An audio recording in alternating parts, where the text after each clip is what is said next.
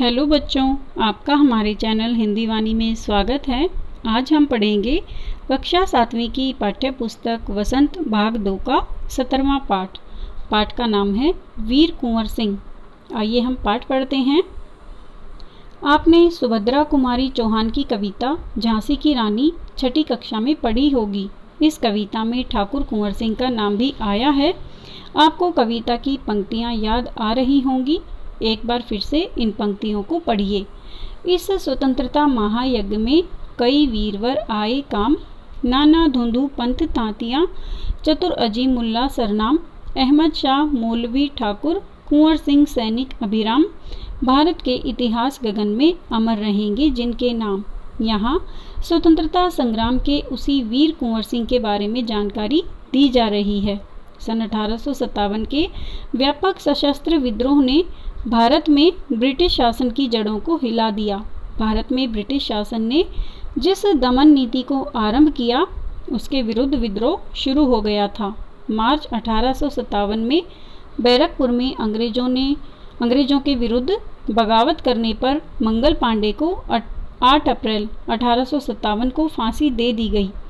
10 अप्रैल 1857 को मेरठ में भारतीय सैनिकों ने ब्रिटिश अधिकारियों के विरुद्ध आंदोलन किया और सीधे दिल्ली की ओर कूच कर गए। दिल्ली में तैनात सैनिकों के साथ मिलकर 11 मई को उन्होंने दिल्ली पर कब्जा कर लिया और अंतिम मुगल शासक बहादुर शाह जफर को भारत का शासक यानी राजा घोषित कर दिया।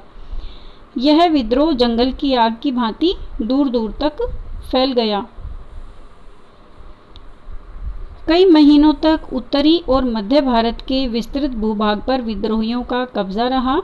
दिल्ली के अतिरिक्त जहां अत्यधिक भीषण युद्ध हुआ, वे केंद्र थे कानपुर, लखनऊ, बरेली, बुंदेलखंड और आरा। इसके साथ ही देश के अन्य भागों में भी स्थानीय विद्रोह हुए। विद्रोह के मुख्य नेताओं में नाना साहेब, तात्या टोपे, बख्त खान, अजीमुल्ला खान, रानी लक्ष्मीबाई, बेगम हजरत महल, कुंवर सिंह, मौलवी अहमदुल्ला, बहादुर खान और राव तुलाराम थे।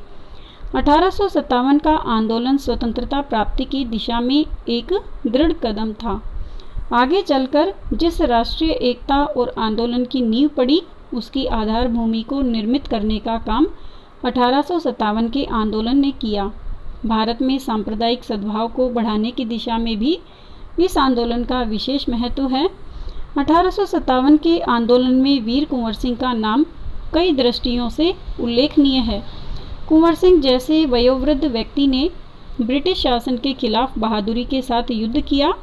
वीर कुंवर सिंह के बचपन के बारे में बहुत अधिक जानकारी नहीं मिलती। कहा जाता है कि कुंवर सिंह का जन्म बिहार के शाहाबाद ज़िले के जगदीशपुर में सन 1782 ईस्वी में हुआ था। उनके पिता का नाम साहबजादा सिंह और माता का नाम पंचरतन कुंवर था।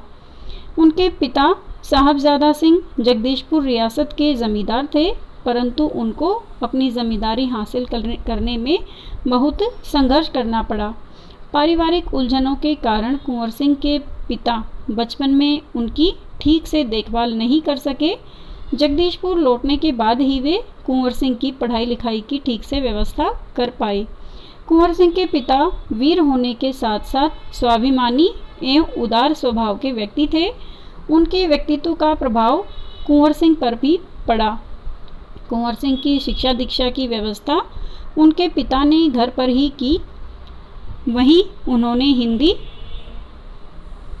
संस्कृत और फारसी सीखी, परंतु लिखने पढ़ने से अधिक उनका मन घुड़सवारी, तलवारबाजी और कुश्ती लड़ने में लगता था।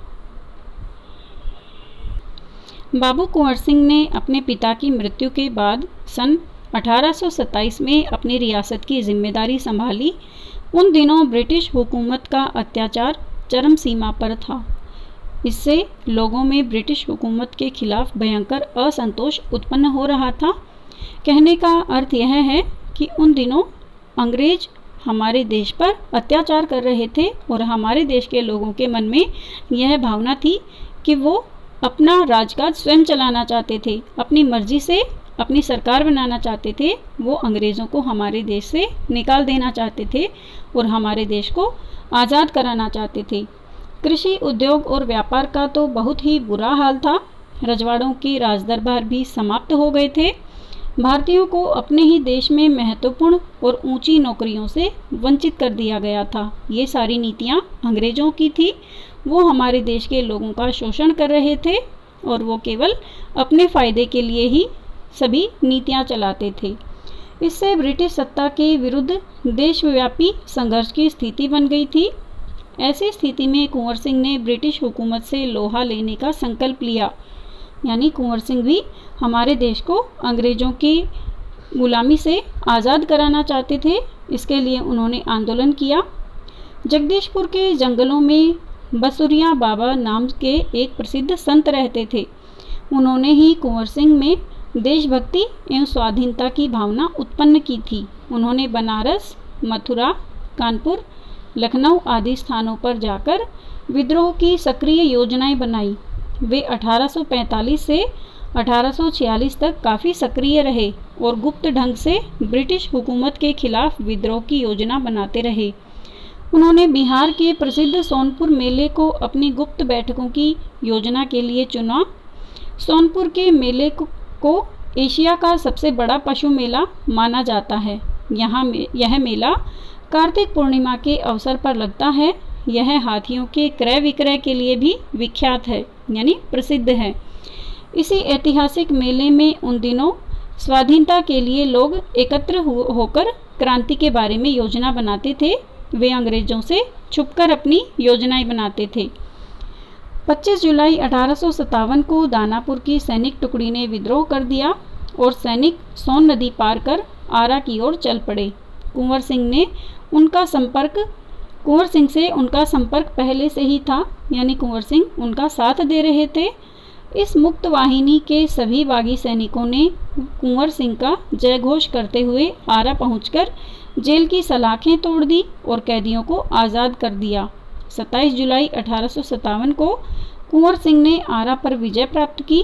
सिपाहियों ने उन्हें फौजी सलामी दी। यद्यपि कुंवर सिंह बूढ़े हो चले थे, परंतु वह बूढ़ा शूरवीर इस अवस्था में भी युद्ध के लिए तत्पर हो गया और आरा क्रांति का महत्वपूर्ण केंद्र बन गया।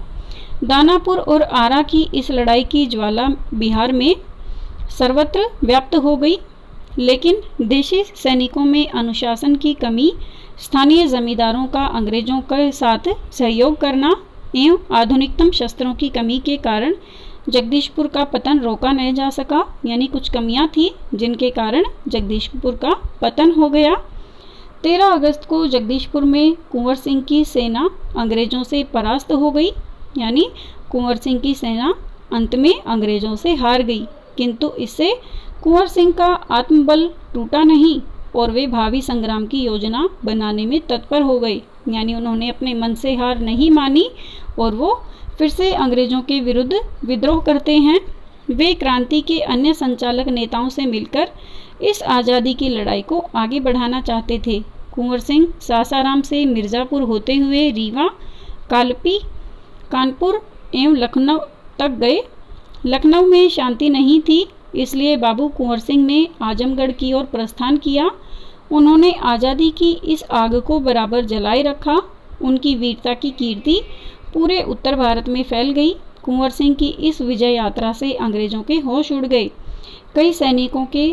कई स्थानों के सैनिक एवं राजा कुंवर सिंह की अधीनता में लड़े, यानी उन्होंने भी कुंवर सिंह का साथ दिया। उनकी यह आज़ादी की यात्रा आगे बढ़ती रही। लोग शामिल होते गए और उनकी अगुवाई में लड़ते रहे। इस प्रकार ग्वालियर, जबलपुर के सैनिकों के सहयोग से सफल सैन्य रणनीति का प्रदर्शन करते हुए वे लखनऊ पहुँचे। आजमगढ़ की ओर जाने का उनका उद्देश्य था इलाहाबाद एवं बनारस पर आक्रमण कर शत्रुओं को पराजित करना और अंततः जगदीशपुर पर अधिकार करना। अंग्रेजों और कुंवर सिंह की सेना के बीच घमासान युद्ध हुआ। उन्होंने 22 मार्च 1858 को आजमगढ़ पर कब्जा कर लिया। अंग्रेजों ने दोबारा आजमगढ़ पर आक्रमण किया। कुंवर सिंह ने एक बार फिर आजमगढ़ पर अंग्रेजों को हराया। आजमगढ़ में अंग्रेजों को फिर से कुंवर सिंह ने हरा दिया। इस प्रकार अंग्रेजी सेना को परास्त कर वीर कुंवर सिंह 23 अप्रैल 1858 को स्वाधीनता की विजय पताका फहराते हुए जगदीशपुर पहुंच गए।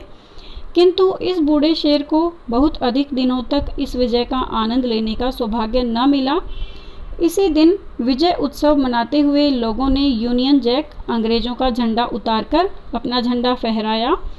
इसके 3 दिन बाद ही 26 अप्रैल 1858 को यह वीर इस संसार से विदा होकर अपनी अमर कहानी छोड़ गया। स्वाधीनता सेनानी वीर कुंवर सिंह युद्ध कला में पूरी तरह कुशल थे। छापामार युद्ध करने में उन्हें महारत हासिल थी। कुंवर सिंह के रण कौशल को अंग्रेजी सेनानायक समझने में पूर्णतः असमर्थ थे। दुश्मन को उनके सामने से या तो भागना पड़ता था या कट मरना पड़ता था। 1857 के स्वतंत्रता संग्राम में इन्होंने तलवार की जिस धार से अंग्रेजी सेना को मौत के घाट उतारा, उसकी चमक आज भी भारतीय इतिहास के पृष्ठों पर अंकित है। उनकी बहादुरी के बारे में अनेक किस्से प्रचलित हैं। कहा जाता है कि एक बार वीर कुंवर सिंह को अपनी सेना के साथ गंगा पार करनी थी। अंग्रेजी सेना निरंतर उनका पीछा कर रही थी, पर कुंवर सिंह भी कम चतुर नहीं थे। उन्होंने अफवाह फैला दी कि वे अपनी सेना को बलिया के पास हाथियों पर चढ़ाकर पार कराएंगे। फिर क्या था, अंग्रेजी सेनापति डगलस बहुत बड़ी सेना लेकर बलिया के निकट गंगा तट पर पहुंचा और कुंवर सिंह की प्रतीक्षा करने लगा। कुंवर सिंह ने बलिया से 7 मील दूर शिवराजपुर नामक स्थान पर अपनी सेना को नावों से गंगा पार करा दिया। जब डगलस को इस घटना की सूचना मिली तो वह भागते हुए शिवराजपुर पहुंचा, पर कुंवर सिंह की तो पूरी सेना गंगा पार कर चुकी थी। एक अंतिम नाव रह गई थी और कुंवर सिंह उसी पर सवार थे। अंग्रेज सेनापति डगलस को अच्छा मौका मिल गया। उसने गोलियां बरसानी आरंभ कर दी। तब कुंवर सिंह के बाएं हाथ की कलाई को भेदती हुई एक गोली निकल गई। कुंवर सिंह को लगा कि अब हाथ तो बेकार हो ही गया और गोली का जहर भी फैलेगा। उसी क्षण उन्होंने गंगा मैया की ओर भावपूर्ण नेत्रों से देखा और अपने बाएं हाथ को काटकर गंगा मैया को अर्पित कर दिया। कुंवर सिंह ने अपने ओजस्वी स्वर में कहा, हे गंगा मैया, अपने प्यारे की यह अकिंचन भेंट स्वीकार करो। वीर कुंवर सिंह ने ब्रिटिश हुकूमत के साथ लोहा तो लिया ही, उन्होंने अनेक सामाजिक कार्य भी किए। आरा जिला स्कूल के लिए जमीन दान में दी, जिस पर स्कूल के भवन का निर्माण किया गया। कहा जाता है कि उनकी आर्थिक स्थिति बहुत अच्छी नहीं थी, फिर भी वे निर्धन व्यक्तियों की सहायता करते थे। उन्होंने अपने इलाके में अनेक सुविधाएं प्रदान की थी। उनमें से एक है आरा जगदीशपुर सड़क और आरा बलिया सड़क का निर्माण। उस समय जल की पूर्ति के लिए लोग कुएं खुदवाते थे और तालाब बनवाते थे। वीर कुंवर सिंह ने अनेक कुएं खुदवाए और जलाशय भी बनवाए। वीर कुंवर सिंह उदार एवं अत्यंत संवेदनशील व्यक्ति थे। इब्राहिम खान और किफ़ायत हुसैन उनकी सेना में उच्च पदों पर आसीन थे। उनके यहाँ हिंदुओं और मुसलमानों के सभी त्यौहार एक साथ मिलकर मनाए जाते थे। उन्होंने पाठशालाएं और मकतब भी बनवाए।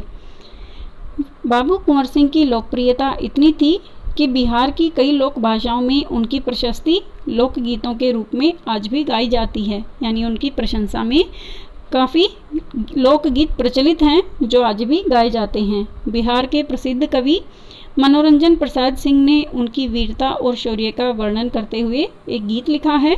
आइए हम इसे पढ़ते हैं।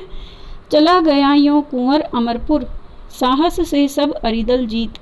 उसका चित्र देखकर अब भी दुश्मन होते हैं भयभीत। वीर प्रसविनी भूमि धन्य वह, धन्य वीर वह धन्य अतीत। गाते थे और गावेंगे हम हरदम उसकी जय का गीत। स्वतंत्रता का सैनिक था, आज़ादी का दीवाना था। सब कहते हैं कुंवर सिंह भी बड़ा वीर मर्दाना था। बच्चों, इस पाठ में हमने स्वतंत्रता सेनानी वीर कुंवर सिंह के बहादुरी के जो कार्य थे उनके बारे में जाना और 1857 के विद्रोह में उनका जो योगदान था उसके बारे में हमने जानकारी प्राप्त की है। उम्मीद है आपको यह पाठ समझ में आ गया होगा।